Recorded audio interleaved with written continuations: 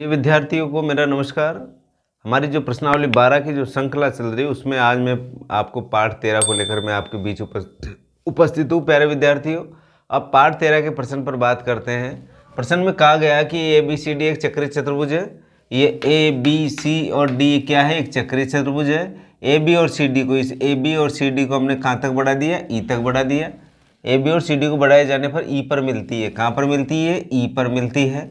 सिद्ध कीजिए कि त्रिभुज EBC ये वाला त्रिभुज छोटा वाला और त्रिभुज EDA ये दोनों त्रिभुज कैसे होंगे? समरूप सिद्ध होंगे। तो इसको समरूप सिद्ध करने के लिए जो सबसे पहले दिया हुआ है, क्या दिया हुआ है आपको? यहाँ पर लिखेंगे ABCD एक चक्रीय चतुर्भुज है। चक्रीय चतुर्भुज है। AB तथा CD को E तक बढ़ाया। कहाँ तक बढ़ाया? E तक बढ़ाया। हमने E तक बढ़ा दिया। ये बात आपको दे रखी है। नंबर 2 पे क्या करना है? सिद्ध ये दोनों त्रिभुज कैसे हैं? समरूप है। ये सिद्ध करना है आपको। त्रिभुज EBC समरूप त्रिभुज EDA, ये आपको सिद्ध करना है। अब नंबर 3 पे उत्पत्ति पे आते हैं, क्योंकि रचना की यहाँ पर आवश्यकता नहीं है प्यारे विद्यार्थियों। तो अब देखो यहाँ पर आपके पास दो त्रिभुज है। एक तो छोटा वाला त्रिभुज EBC, ये छोटा वाला त्रिभुज। एक त्रिभुज है बड़ा वाला त्रिभुज यानी EDA। इन दोनों को समरूप सिद्ध करना, तो दोनों पर ही बात करते हैं हम। यहाँ पर लिखता हूँ त्रिभुज EBC तथा त्रिभुज EDA में।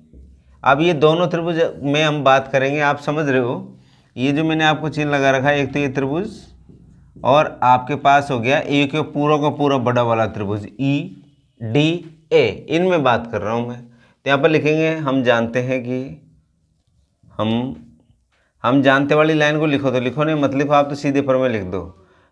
किसी चक्रीय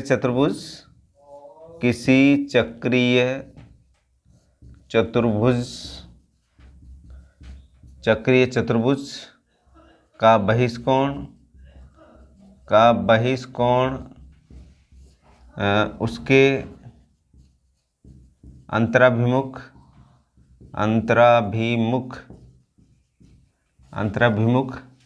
कोण के बराबर होता है। ये हमने प्रमेय सिद्ध की है और इस प्रमेय का उपयोग करेंगे हम। यानी कौन सी है? ये क्या है? ये जो आपका चक्रीय चतुर्भुज है, इसका क्या हो गया? बहिष्कोण हो गया।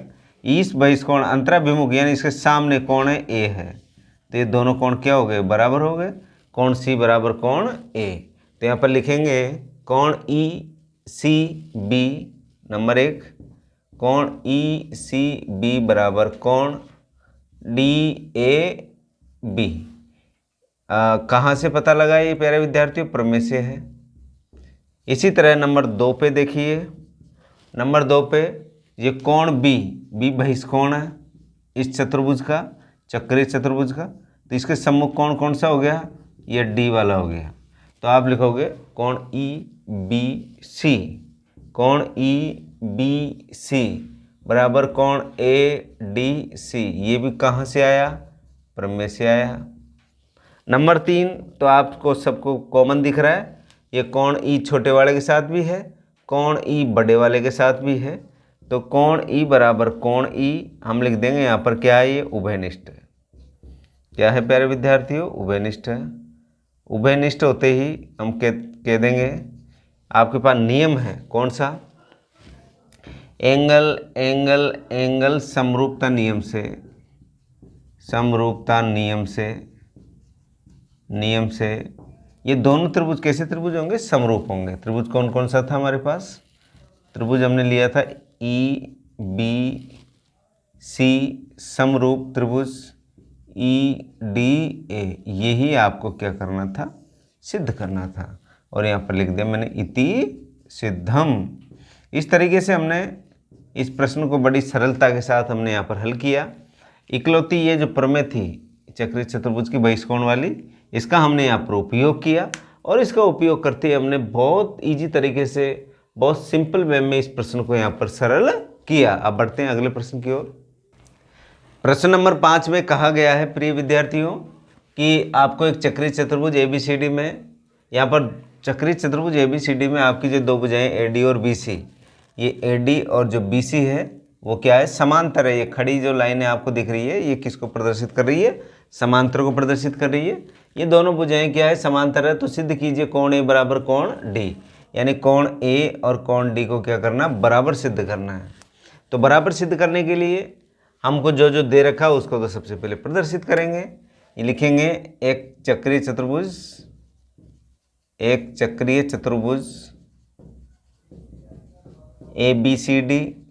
ABCD में AD समांतर BC, ये आपको दिया हुआ है। यानी ABCD जो चक्रीय चतुर्भुज है इसकी जो आपकी जो भुजा है AD, ये AD समांतर किसके, BC के। ये समांतर कर दिया मैंने, दोनों भुजाएं समांतर है। नंबर 2 आपको सिद्ध करना है, वो भी रेडीमेड मिला हुआ है। सिद्ध करने वाली कहानी नंबर 2 पे आ गया, सिद्ध करना है। सिद्ध करना है आपको, क्या सिद्ध करना है कि कोण A बराबर कोण D, ये आपको सिद्ध करना है। अब नंबर 3 सिद्ध करने के लिए यहाँ पर रचना की आवश्यकता होगी। प्यारे विद्यार्थियों, आपको थोड़ा सा याद रखना पड़ेगा, एक ही रचना करनी है। रचना में क्या करेंगे, C को किससे मिला देंगे, A से मिला देंगे, B को किससे मिला देंगे, D से मिला देंगे। तो यहाँ पर लिखेंगे A को C से तथा B को D से मिलाया। B को किससे मिला दिया, D से मिला दिया। ये लो भाई, हमने मिलाने का काम पूरा किया। अब आ गया नंबर 4 उपपत्ति। ये बड़ा महत्वपूर्ण हमारा पार्ट है इसका प्रश्न का, क्योंकि हमने इस सवाल को हमने प्रमेय के रूप में यहाँ पर तोड़ दिया। अब हम, यदि आपको पता है, क्या क्या पता है, कोण BCA, ये वाला कोण, ठीक है, कोण BCA और कोण BDA, ये वाला कोण, ये वाले दोनों कोण क्या होंगे, आप कहोगे सर बराबर होंगे। क्यों बराबर होंगे, देखो ये x का है तो ये भी कितने का होगा, x का होगा। क्यों होगा, ध्यान देना इधर, ये आपका क्या है, एक चाप है। इस चाप द्वारा परिधि पर अंतरित कोण, फिर इसी चाप द्वारा यही चाप, इसी चाप द्वारा फिर ये दूसरा कोण किस पे जा रहा, परिधि पर। ये दोनों कोण क्या हो गए, बराबर। मैंने आपको प्रथम जो पार्ट था इसका वहाँ पर लिखा था मैंने, एक चाप द्वारा परिधि पर चाहे कितने भी कोण बना दो वो सब कोण क्या होते हैं, बराबर होते हैं। यानी एक ही खंड के कोण होते हैं और एक ही खंड के कोण क्या होते हैं, बराबर होते हैं। तो यहाँ पर देखो कोण BCA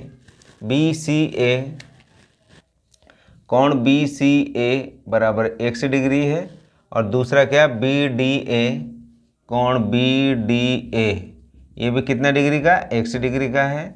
कारण लिखना एक वृत्तखंड के कोण है, एक वृत्तखंड के कोण। ये पहली बात हमने यहाँ पर पूरी की। तो यहाँ पर लिख दिया हमने कि ये x डिग्री का है, ये भी x डिग्री का। क्यों है, क्योंकि ये चाप है, इस चाप से देखो परिधि पर कोण, इसी चाप से फिर इस परिधि पर कोण, तो ये दोनों कोण क्या हो गए, यहाँ पर बराबर हो गए। कारण भी हमने प्रदर्शित किया, क्योंकि एक ही खंड के कोण क्या होते हैं, बराबर होते हैं। अब आपको यहाँ पर दे रखा है दो रेखाएं समांतर दे रखी है, यहाँ पर दे रखा है AD समांतर है किसके, BC के। अब समांतर होते हैं आपको पता है एकांतर कोण बनते हैं। एकांतर कोण से तात्पर्य ये दोनों भुजाएं क्या है, समांतर रेखाएं हैं। तो जो जेड आकृति में बने कोण क्या होते हैं, बराबर होते हैं। ये x का तो ये भी कितने का हो गया, x का हो गया। इसी तरह ये देखो उल्टा जेड बना दिया मैंने, ये x का तो ये भी कितने का हो गया, x का हो गया। हुआ कि नहीं हुआ, आप कहोगे सर ये वाला कोण और ये वाला कोण, ये दोनों कोण भी क्या हो गए, बराबर, क्योंकि एकांतर कोण है। जब दो समांतर रेखाओं को जब एक तिर्यक रेखा काटती है तो तिर्यक रेखा काटती है तो उससे बनने वाले जो एकांतर कोण होते हैं वो क्या होते हैं, बराबर होते हैं। यहाँ पर दो एकांतर कोण है, एक तो सीधे जेड के रूप में समझे, एक उल्टे जेड के रूप में समझे। तो यहाँ पर हो गया CAD,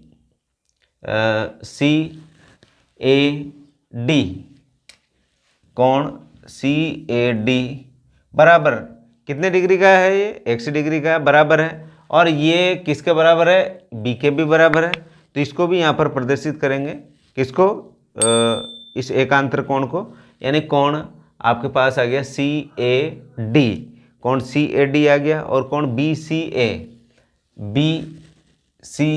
ए ये बराबर है ये कोण बी सी ए। देखो वापस समझिए, जेड आकृति में कौन बन रहा है, ये वाला कोण और ये वाला कोण क्या है, बराबर है। इसी तरह ये बी वाला कोण और डी वाला कोण भी क्या होगा, बराबर होगा। तो यहाँ पर देखो आगे लिखते हैं हम, ये कारण आपने लिख ही दिया होगा, बराबर है एक्स कारण एकांतर कोण। कौन सा कोण है, एकांतर कोण है।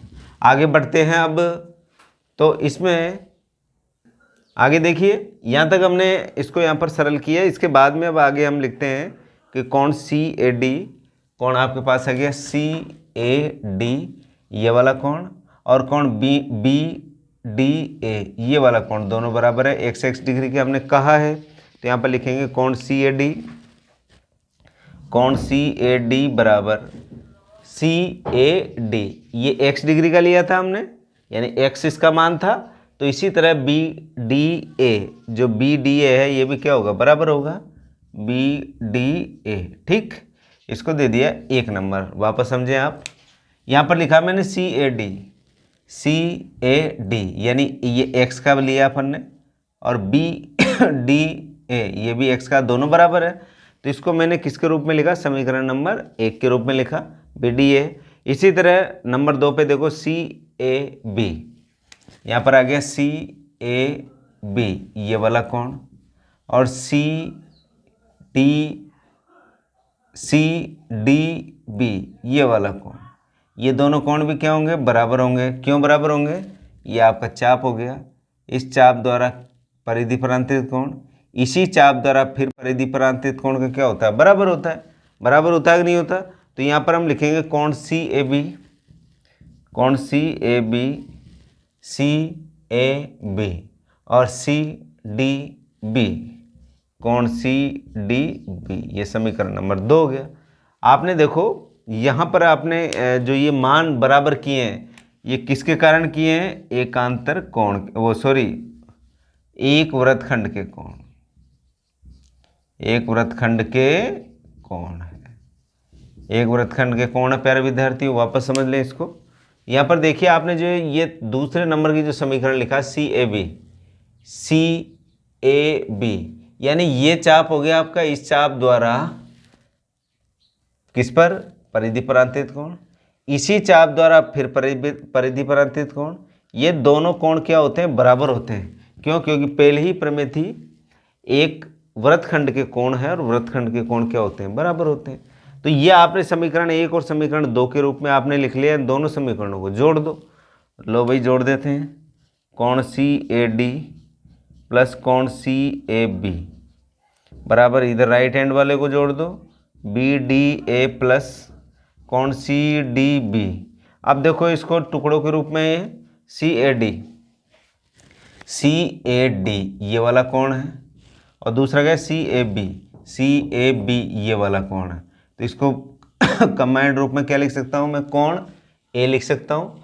यहाँ पर इसको पूरे की जगह मैंने लिख दिया कोण ए बराबर। अब इन दोनों को देखो, B D A, B D A ये वाला कोण आ गया, और C D B, C D B ये वाला कोण आ गया। इसको कंबाइंड रूप में क्या लिख सकते हैं, कोण डी, ये आ गया कोण डी। इति सिद्धम, यही तो प्यारे विद्यार्थियों आपको सिद्ध करना था। अब देखो यहाँ पर पहले ही प्रमेय का उपयोग हो गया, किसका, ये जो एक चाप द्वारा जो वृत्त की परिधि पर चाहे कितने भी हम कोण बनाएं, वो सब कोणों के मान क्या होते हैं, बराबर होते हैं। इसका उपयोग करते हुए हमने प्रश्न नंबर 5 को बड़ी सरलता से, बड़ी कुशलता के साथ हमने यहाँ पर हल किया। आगे बढ़ते हैं इसके लास्ट प्रश्न की ओर। इस प्रश्नावली का ये अंतिम प्रश्न है, इसको हम डायरेक्ट समझने की कोशिश करेंगे। बहुत ईजी प्रश्न है। यहाँ पर दे रखा है कि सिद्ध कीजिए कि एक चक्रीय चतुर्भुज के कोणों के समद्विभाजक द्वारा बनाया चतुर्भुज भी एक चक्रीय चतुर्भुज होगा। आपको एक चक्रीय चतुर्भुज है ए बी सी डी, इसके जो कोण हैं, इस कोण के समद्विभाजक है, ए का ए पी है, बी का बी पी है, सी का आ गया सी क्यू आ गया, और डी का क्या आ गया, डी क्यू आ गया। इन समद्विभाजकों के द्वारा भी एक चक्रीय चतुर्भुज बन रहा है। ये दिख रहा है आपको चक्रीय चतुर्भुज, ये वाला, ये चक्रीय चतुर्भुज बन रहा है। इस चक्रीय चतुर्भुज बन रहा है तो आपको सिद्ध करना है कि चक्रीय चतुर्भुज है। हमने कह दिया कि चक्रीय चतुर्भुज बन रहा है, लेकिन कैसे बन रहा है, क्यों है, क्यों कहते हैं इसको चक्रीय चतुर्भुज, इसके बारे में यहाँ पर क्या करना है, सिद्ध करना है। तो यहाँ पर जो दिया हुआ है एक चक्रीय चतुर्भुज ABCD, आपको दिया हुआ है एक चक्रीय चतुर्भुज नामांकित, हमने किया है इसको एक चक्रीय चतुर्भुज ABCD।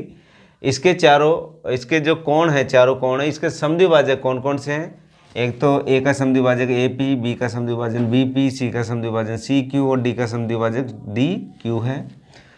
और इन समद्विभाजकों से भी एक चतुर्भुज बन रहा है। यहाँ पर देखो अंदर PRQS या PQRS एक चतुर्भुज बन रहा है। अब देखिए यहाँ पर सिद्ध क्या करना है, सिद्ध ये करना है कि जो अंदर ये जो चतुर्भुज बना है ये क्या है, चक्रीय चतुर्भुज है, ये आपको सिद्ध करना है। इसके लिए उपपत्ति चक्रीय चतुर्भुज ABCD की बात कर रहे हैं। चक्रीय चतुर्भुज ABCD में कोण A प्लस कोण C बराबर 180, कोण A प्लस कोण C, ये दोनों कोण, इसको भूल जाओ सबको अंदर से। कोण A और कोण C क्या है, इन दोनों कोणों का जोड़ क्या है, 180 है, क्योंकि हमने प्रमेय सिद्ध की है। चक्रीय चतुर्भुज की प्रमेय थी ना, चक्रीय चतुर्भुज के अभिमुख कोण क्या होते हैं, संपूरक होते हैं। तो चक्रीय चतुर्भुज की प्रमेय से, कौन सी प्रमेय, संपूरक वाली, ये ध्यान रखना, संपूरक बोल दो चाहे कोणों का योग 180 डिग्री बोल दो, इसके अनुसार हमने यहाँ पर ये लिखा। इसको क्या, लेफ्ट और राइट दोनों साइडों से 1/2 से क्या कर दिया हमने, गुणा किया। तो 1/2 A, 1/2 C और 1/2 इंटू 180। तो ये 1/2 A को हमने कोण के रूप में प्रदर्शित कर दिया 1। इसी तरह 1/2 C को भी कोण के रूप में प्रदर्शित कर दिया है, क्या आ गया, कोण 3। और 180 में जब 2 का भाग लगा तो 90 है, इसको समीकरण 1 रखकर यहाँ पर छोड़ा। इसके बाद में ठीक इसी प्रकार जब ये B और D को हम जोड़ेंगे, दोनों का जोड़ 180, और जब दोनों में आधे आधे का भाग लगाएंगे तो कंडीशन क्या बनेगी, 2 और 4 का जोड़ किसके बराबर, कोण 2 और कोण 4 का जोड़ किसके बराबर, 90 के बराबर। इसी तरीके से जो 1 नंबर लिखा था ऐसे कैसे हमको 2 नंबर लिखना है। समीकरण 1 और समीकरण देख के इसको यहाँ पर छोड़ा, क्योंकि इसका उपयोग होने वाला है आगे। अब देखो त्रिभुज APB में, त्रिभुज APB में इसी को देखना, कक्षा 6 में चले। त्रिभुज के तीनों कोणों का जोड़ कितना होता है, 180, कोण 1, 2 और P, इन तीनों का जोड़ 180। तो यहाँ पर देखो कोण 1 प्लस कोण 2 प्लस कोण P, क्योंकि इसका कोण तो P है ये वाला, ठीक है। तो यहाँ पर आ गया 180, कोण 1 और कोण 2 को मैंने पक्षांतरण कर दिया, तो 180, ये दोनों प्लस में इधर जाके किसके होंगे, माइनस के हो गए, -1 और -1, ये कोण है। इसको समीकरण नंबर 3 दिया। ठीक इसी प्रकार इस त्रिभुज की बात करेंगे, तो कोण 3, कोण 4 और कोण Q, इनका मान कितना होता है, 180 होता है जोड़। और जब Q को तो लेफ्ट साइड में रखेंगे, 3 और 4 को जब पक्षांतरण करेंगे तो यहाँ पर कितना हो जाएगा, -3 -4, समीकरण नंबर 4। अब समीकरण 3 और समीकरण 4 को क्या कर दो, सीधे सीधे जोड़ दो।